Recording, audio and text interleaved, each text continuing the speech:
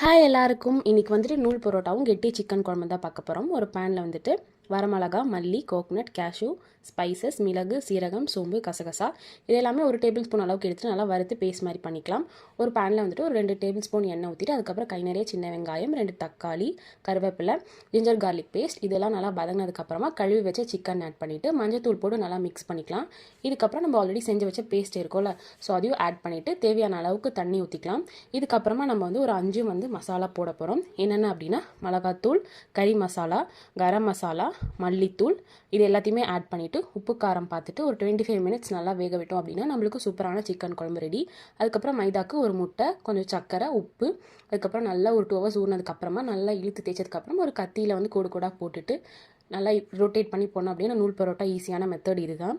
So உங்களுக்கு யாருக்கெல்லாம் வந்துட்டு பரோட்டா பிடிக்கும் அப்படின்னு சொல்லிட்டு கமெண்ட்டில் பண்ணுங்கள். நிறைய பேர் சப்ஸ்கிரைப் பண்ணாமல் பார்க்குறீங்க, சப்ஸ்கிரைப் பண்ணிட்டு பாருங்கள். நாளைக்கு பார்க்கலாம். போய்